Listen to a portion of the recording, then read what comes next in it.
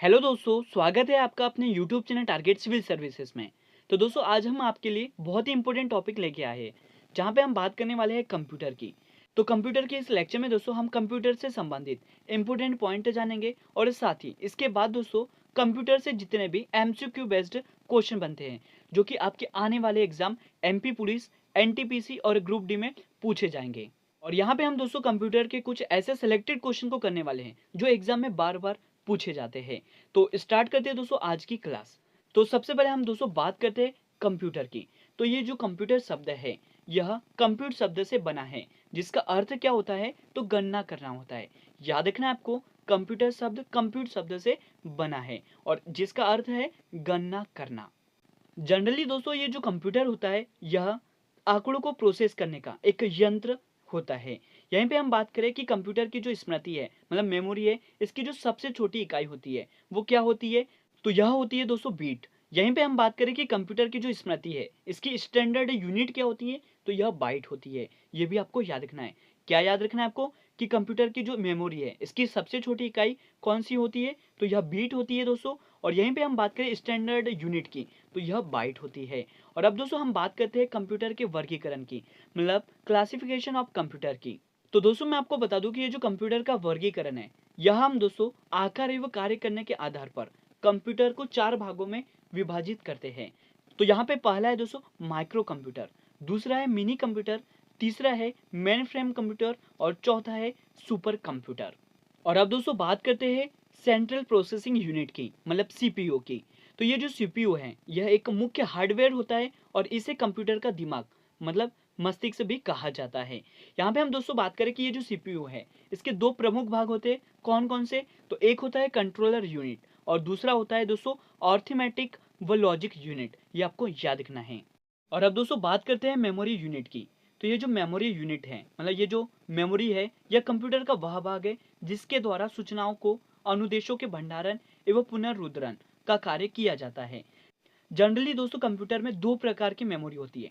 वो कौन कौन सी है? तो एक होती है आंतरिक स्मृति, मतलब इंटरनल मेमोरी, और सेकंड होती है दोस्तों एक्सटर्नल मेमोरी, मतलब बाह्य स्मृति। और यहीं पे हम दोस्तों बात करें कि ये जो मेमोरी है, इसकी क्षमता को byte, megabyte, kilobyte, gigabyte, terabyte और जेटाबाइट जैसे यूनिट में मापा जाता है। यहाँ पे हम दोस्तों आपको बता दें कि जो इंटरनल मेमोरी है, इसे प्राइमरी मेमोरी भी कहा जाता है। और ये जो प्राइमरी मेमोरी है, इसी दोस्तों मेन मेमोरी भी कहा जाता है। यहीं पे हम बात करें कि ये जो आंतरिक मेमोरी है, मतलब इंटरनल मेमोरी है, इसे दोस्तों दो भागों में डिवाइड किया है। एक है रैम, जिसे रैंडम एक्सेस मेमोरी कहते हैं, और रोम, जो कि रीड ओनली मेमोरी, मतलब इसका फुल फॉर्म आपको याद रखना है। और यहीं पे हम दोस्तों बात करें एक्सटर्नल मेमोरी की, जिसे सेकेंडरी मेमोरी भी कहा जाता है। अगर सेकेंडरी मेमोरी की जो कुछ एग्जांपल है बात करें, तो यह दोस्तों हार्ड डिस्क है, फ्लॉपी डिस्क है, सीडी रोम है, डीवीडी है, पेन ड्राइव है। तो ये कुछ एग्जांपल है सेकेंडरी मेमोरी के। यहाँ पे हम दोस्तों अब बात करते हैं इनपुट डिवाइस की। तो इनपुट डिवाइस के एग्जाम्पल आपको याद रखना है, वो कौन कौन से होते हैं? तो वह है दोस्तों कीबोर्ड, और आप देख सकते हो ये है कीबोर्ड। माउस है दोस्तों इनपुट डिवाइस, और स्कैनर है दोस्तों इनपुट डिवाइस, ट्रैक बॉल है दोस्तों इनपुट डिवाइस, और लाइट पेन है दोस्तों इनपुट डिवाइस। और आपको याद रखना है दोस्तों, इनपुट डिवाइस के कुछ एग्जाम्पल है जो एग्जाम में काफी बार पूछे जाते हैं। यहीं पे हम दोस्तों बात करते हैं आउटपुट डिवाइस की।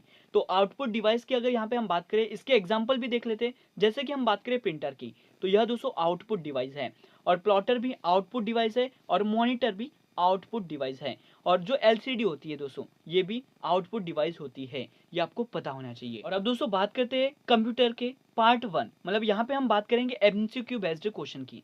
तो पार्ट 1 में हम दोस्तों 20 क्वेश्चन को समझने वाले हैं, और इसके बाद जो पार्ट 2 होगा, इसमें हम डायरेक्टली एमसीक्यू बेस्ड क्वेश्चन करने वाले हैं, जिसमें दोस्तों बच्चे वाले क्वेश्चन को हम कर लेंगे। और अब दोस्तों स्टार्ट करते हैं एमसीक्यू क्वेश्चन। आपके लिए पहला क्वेश्चन है कि निम्नलिखित में से किसे कंप्यूटर का पितामह कहा जाता है? तो दोस्तों मैं आपको बता दूं कि ये जो कंप्यूटर है, इसका पितामह कहा जाता है चार्ल्स बेबेज को। यहाँ पे करेक्ट आंसर है ऑप्शन बी। तो दोस्तों मैं आपको बता दूं कि 1837 में कंप्यूटर के पितामह चार्ल्स बेबेज ने कंप्यूटर की अवधारणा रखी थी। इसीलिए दोस्तों आपको याद रखना है कि कंप्यूटर का जो पितामह वो किसे कहा जाता है? तो यह चार्ल्स बेबेज को कहा जाता है। और आपके लिए अगला क्वेश्चन है कि सर्वप्रथम आधुनिक कंप्यूटर की खोज कब हुई थी? तो मैं आपको बता दूं कि सर्वप्रथम ये जो मॉडर्न कंप्यूटर है, इसकी खोज की गई थी दोस्तों 1946 में। तो यहाँ पे करेक्ट आंसर है ऑप्शन ए। और अगला क्वेश्चन है दोस्तों कि एनालॉग और डिजिटल कंप्यूटर्स की विशेषताओं के संयुक्त रूप को कहते हैं। तो मैं आपको बता दूं कि ये जो एनालॉग है और डिजिटल है, इसके संयुक्त रूप को दोस्तों मतलब इसके कॉम्बिनेशन को कहा जाता है हाइब्रिड कंप्यूटर। तो यहाँ पे करेक्ट आंसर हो जाएगा ऑप्शन ए। और यहाँ पे हम दोस्तों बात करें एनालॉग कंप्यूटर की, तो यह दोस्तों कंटिन्यूस सिग्नल को छोड़ते हैं। और दोस्तों बात करें डिजिटल कंप्यूटर्स की, जो कि डिसकंटिन्यूड सिग्नल को छोड़ते हैं, मतलब टूटे हुए सिग्नल पर यह काम करते हैं। तो आपको याद रखना है कि एनालॉग और डिजिटल कंप्यूटर्स की जो विशेषता है, इसके कॉम्बिनेशन रूप को मतलब संयुक्त रूप को क्या कहते हैं, तो यह हाइब्रिड कहलाता है। और आपके लिए अगला क्वेश्चन है कि निम्नलिखित में से कौन सा एक इनपुट डिवाइस नहीं है। दोस्तों मैंने आपको बताया इनपुट डिवाइस, तो मैं आपको बता दूं कि ये जो इनपुट डिवाइस है यह कौन सा नहीं है दोस्तों, तो यह प्रोसेसर नहीं है। यहाँ पे करेक्ट आंसर हो जाएगा ऑप्शन है। और ये जो वेब कैमरा है ये भी इनपुट डिवाइस होता है, और ये जो बीसीआर है ये भी दोस्तों इनपुट डिवाइस होता है। और अब चलते हैं अगले क्वेश्चन की ओर। आपके लिए अगला क्वेश्चन है कि फाइल सिस्टम स्थायी रूप से किस मेमोरी में सेव रहता है। तो मैं आपको बता दूं कि जो फाइल सिस्टम है यह दोस्तों स्थायी रूप से मतलब परमानेंट रूप से सेकेंडरी मेमोरी में सेव रहता है। तो यहाँ पे करेक्ट आंसर हो जाएगा ऑप्शन बी। और यहाँ पे हम दोस्तों बात करें सेकेंडरी मेमोरी के एग्जाम्पल की, तो ये है दोस्तों pen drive, CD, DVD, floppy disk है। और यहीं पे हम दोस्तों बात करें प्राइमरी मेमोरी के एग्जाम्पल की, तो ये है दोस्तों रैम और रोम मतलब रीड। और यहीं पे हम दोस्तों बात करें प्राइमरी मेमोरी की, तो इसके एग्जाम्पल है रैम मतलब रीड एक्सेस मेमोरी, और रोम मतलब read only memory. Next question है कि मेमोरी कैपेसिटी की यूनिट से संबंधित नहीं है। तो मैं आपको बता दूं सबसे पहले ये जो मेमोरी कैपेसिटी है दोस्तों, यहाँ पे हम बात करें कंप्यूटर की मेमोरी की जिसकी यूनिट कुछ इस प्रकार है। तो पहले मैं आपको बता दूं कि इसकी जो सबसे छोटी यूनिट है वो कौन सी होती है दोस्तों, तो यह बीट होती है। बात करें सेकंड की, तो यह दोस्तों बाइट होती है। थर्ड होती है दोस्तों किलोबाइट, फोर्थ होती है मेगाबाइट, और फिफ्थ होती है दोस्तों गीगाबाइट, और उसके बाद होती है टेराबाइट, और सबसे लास्ट होती है जेटाबाइट। तो दोस्तों आपको याद रखना है कि ये जो मेमोरी कैपेसिटी है इसकी यूनिट कौन कौन सी होती है, तो bit, byte, kilobyte, megabyte, gigabyte, terabyte और जेटाबाइट होती है। यहाँ पे करेक्ट आंसर हो जाएगा ऑप्शन सी। मतलब यहाँ पे जो क्वेश्चन है आपसे क्या पूछा गया है कि मेमोरी कैपेसिटी की यूनिट से संबंधित नहीं है। तो गीगाबाइट तो संबंधित है, टेराबाइट भी संबंधित है, जेटाबाइट भी संबंधित है, लेकिन ये जो एचबी है यह संबंधित नहीं है। तो यहाँ पे करेक्ट आंसर क्या हो जाएगा ऑप्शन सी। और अब चलते हैं अगले क्वेश्चन की ओर। और आपके लिए अगला क्वेश्चन दोस्तों कि चार्ल्स बेबेज द्वारा निर्मित एनालिटिकल इंजन है। तो दोस्तों मैं आपको बता दूं कि ये जो चार्ल्स बेबेज है इनके द्वारा निर्मित एनालिटिक जो इंजन है वो मैकेनिकल है। तो यहाँ पे करेक्ट आंसर हो जाएगा ऑप्शन सी। और नेक्स्ट क्वेश्चन देख लेते हैं कि पीसी किस श्रेणी के कंप्यूटर से संबंधित है। तो मैं आपको बता दूं कि ये जो पीसी है यह संबंधित है दोस्तों माइक्रो कंप्यूटर से।